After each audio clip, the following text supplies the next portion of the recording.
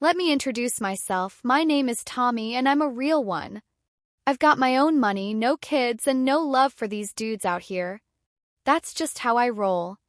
I've got my homegirls Kim, Tirika, and Chili, and together we form the Dime Squad. We're some real down chicks, and we ride for whatever we set our minds to. We're all about getting money, and we do what we do best. Out here in California, we're the best in the city, and we know it. No one's doing it like us. We're independent, strong, and unstoppable. That's just how the Dime Squad moves. Gemstone. We don't take disrespect from anybody, and we've got each other's backs no matter what. Loyalty is everything to us. If one of us wins, we all win. That's the vibe we're on. Whether we're handling business, turning heads when we step out, or just chilling and enjoying life, we stay solid. People know who we are when we walk into a room. We don't need to say much, our presence speaks for itself. We're confident, classy, and unbothered by anything that doesn't serve us. We've got dreams, goals, and plans, and we're making them happen one move at a time. Being part of the Dime Squad isn't just about the money or the lifestyle. It's about living life on our terms, unapologetically. Nobody can tell us how to move or what to do. We decide our fate, and we're out here making it happen every single day. Last night was one for the books. The Dime Squad doesn't wait in line. We walk straight to the front, and people know better than to say something. Kim flashed her smile at the bouncer, and just like that, we were in. The music was blasting, the lights were low, and the whole club froze for a second when we walked in. Heads turned like they always do because we don't just show up, we arrive. We found our spot in VIP, bottles already on the table because that's how we roll.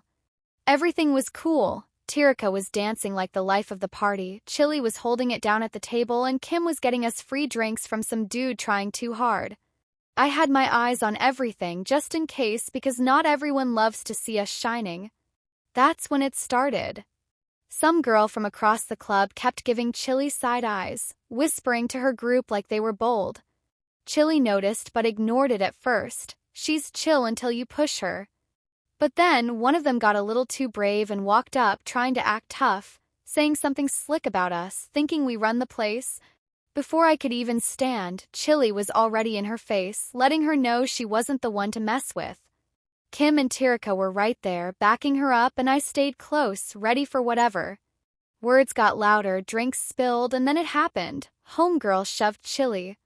Big mistake. Chili swung first, and chaos broke out.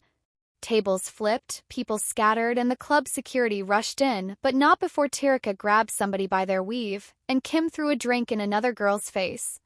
I handled the one trying to come at me, keeping it clean and quick because we don't play messy. By the time security pulled us out, the other group looked a hot mess. We might have gotten kicked out, but we left with our heads high and not a scratch on us. We laughed about it, hyped each other up like always. They learned tonight, Chili said, and we all agreed. The Dime Squad doesn't go looking for trouble, but we don't run from it either. You come for us, you better come correct, or not at all. After the club drama, we weren't about to let the night end on a sour note. We hopped in Kim's car, still hyped from the adrenaline, music blasting as we cruised through the city. Chili was still fired up, reenacting the fight in the back seat. Did you see her face when I swung?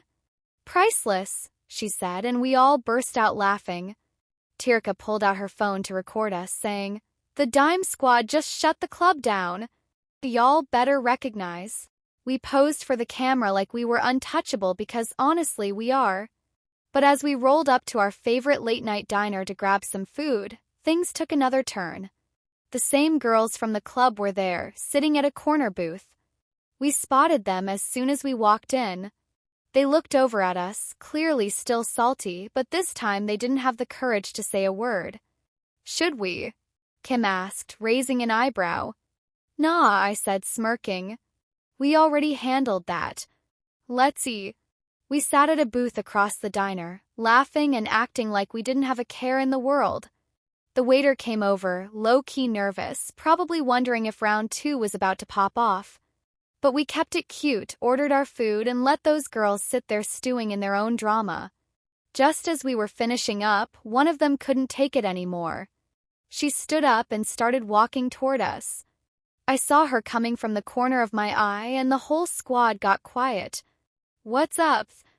I said calmly as she stopped at our table. She hesitated, looking at all four of us, then said, "Look, I don't want any more problems. What happened earlier was stupid. Let's just squash it." I leaned back in my seat, sizing her up, and then nodded. "Cool. Just keep that energy next time," I said, and she walked back to her table. When she was gone, Kim whispered, "You're too nice, Tommy." I would have dragged her one more time just for fun. We all laughed, paid our bill, and walked out like nothing could touch us. The Dime Squad doesn't hold grudges. We let our presence do the talking. But if someone tries us again, they already know how it's going to end. The night wasn't perfect, but it was ours, and we owned every second of it. That's what being Dime Squad is all about: staying loyal, living bold, and never backing down. After that wild night, we decided it was time to get back to the grind. Fun is fun, but the Dime Squad is about stacking money and staying on top. We've got our hustle down to a science, and when it comes to getting paid, we don't leave anything on the table.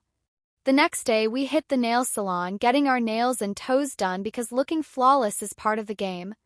Kim said, "If they want our time, they better come correct and come with cash." We all laughed because she wasn't lying. When we stepped out, heads were turning left and right. That's just the kind of energy we bring. We made our way to this upscale lounge where we knew the ballers would be. If you like this book and want to hear or read more, please go to Amazon and purchase the book. Jeremy Tubbs is the best author, and this book is for sale. Just follow Jeremy Tubbs.